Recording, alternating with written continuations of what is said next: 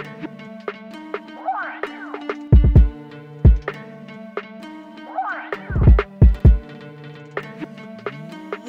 is going on, guys? I am the FD Guru, bringing to you guys another DFS episode for tonight's NBA slate.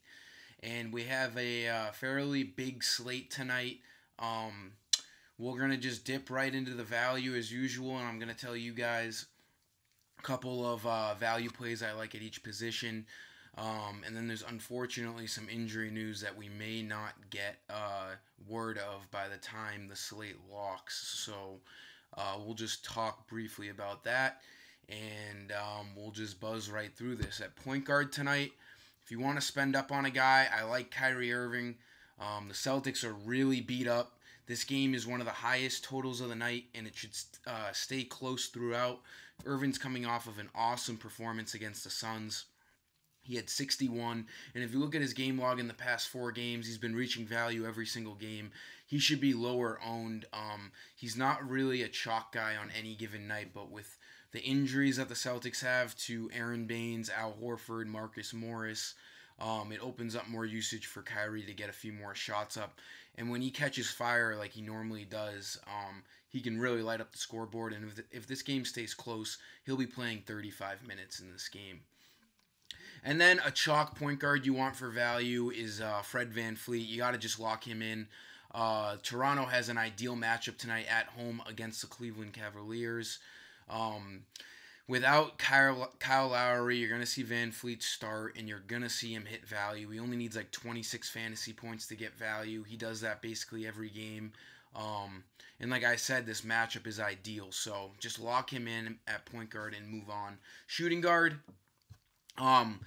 For the same reason for the Raptors, I like DeLon Wright. 3,900 is a very fair price. He should be able to reach 20 fantasy points tonight. He is the first guy off of that Raptors bench. He's going to see easily 20 minutes tonight, maybe 25 if we're lucky, and he should get 20 or more fantasy points. So he's a good value play at shooting guard. I don't mind if you pair both him and VanVleet together. They can both reach value tonight against the Cavaliers. And if Toronto does blow them out, which is, kind of likely, DeLon Wright should get even more minutes off of that bench in the second half of that game. Spending up a little bit at shooting guard, look towards Tim Hardaway. He's got a really nice matchup tonight, a revenge game against his former team, the Atlanta Hawks. And this game is one of the better games of the night. It's like a top 3 over-under on the slate, and it's a close spread. So this game's going to stay close. I think the top 3 spreads or over-unders tonight are the Pelicans at the Lakers, the Bucks at the Celtics, and then the Hawks at the Knicks. I like Hardaway in this game. He should see 30-plus minutes, and he should get towards 40 fantasy points. I think he's going to have a little bit of an edge out there against his former team. And then in the same position, in the same game, I do like Kevin Huerter. I think he's in a good spot tonight. Taron Prince, I think he is. Yeah, Taron Prince is out tonight. That's going to open up more usage for those Hawks forwards. Huerter's a first-round draft pick, and he's a guy who's going to see the floor for a majority of the game, whether it's a blowout or not. 4,800 is a pretty fair price. It's tough to say he's a cash game play, more of a GPP, but he can get there for you. So he's not a bad option tonight. He should have a bit more usage with no Prince in that starting lineup. And then one last shooting guard you should maybe look at for GPP, not cash, Jalen Brown. He's just in a really good spot. I picked him last game, and he absolutely threw a dud for me. His last 3 games have been really bad, but he's going to be starting most likely, and he's 4,100. He could be a drop scorer if you need him to be. This game is going to be really, really good, fast-paced, high-scoring.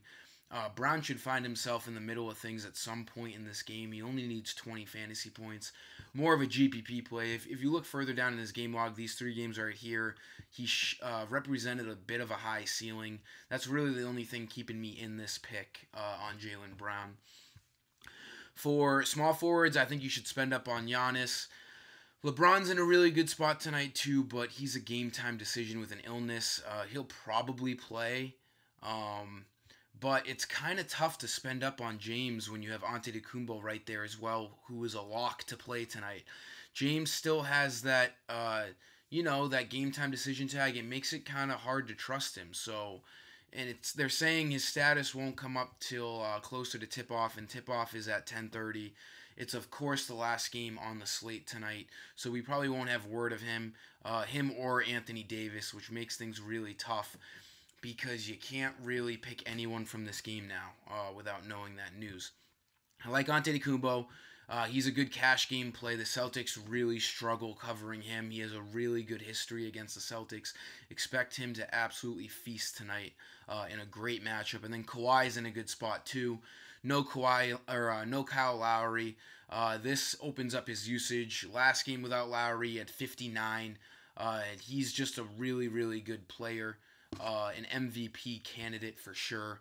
I like Kawhi a lot in this game. He's going to play high 30s in minutes coming off of a night of rest. So I like Leonard a lot. Fantastic matchup against the Cavs. And then you can maybe look towards Gordon Hayward. This Celtics team is beat up, like I've said, and he's been seeing some solid minutes off the bench the last two games, high 20s. And the Bucks like to play small. They have Brook Lopez, but that's it for big men. I guess you can consider Antetokounmpo a big man, but not really. This is going to be more of a stretch forward kind of game, and I think Gordon Hayward could find himself in a good spot. He's reached value 2 out of his last 3 games. Not necessarily a cash game play, but a guy you might want to look at for tournaments. Power forwards, it's tough to trust him, but his spot is really good tonight. Daniel Tice, if he's not starting, he'll be coming off the bench. He'll be playing at least 20 minutes. You got no Morris, no Horford, no Baines. They're going to need some big man to come off the bench. Him and Robert Williams in really good spots tonight. Williams is a good value center tonight. Tice is a good value power forward. You can make an argument that he's a good cash game play. And then if you want to spend up, I really like John Collins at 8,400. He does everything on this Hawks team. He's probably their best player. He's a really, really good power forward, and this matchup is great against the Knicks.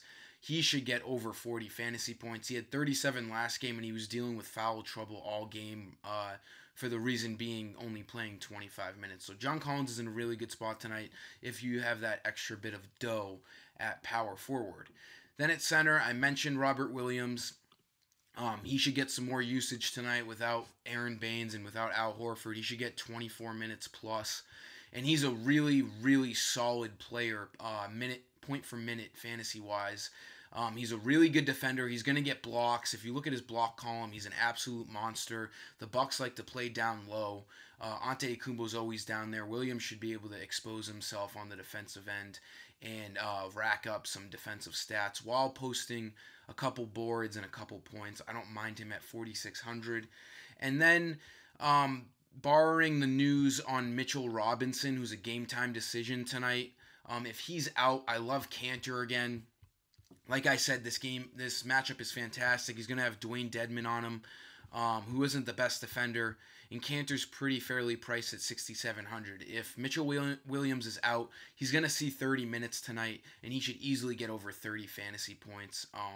I like Enes Kanter a lot, but just keep an eye on that Mitchell Robinson news. That'll sum it up for today's video, guys. New news could always come out closer to tip-off since I made this video, so just keep an eye out for any news. But until next time, I am the FD Guru, and I am signing off.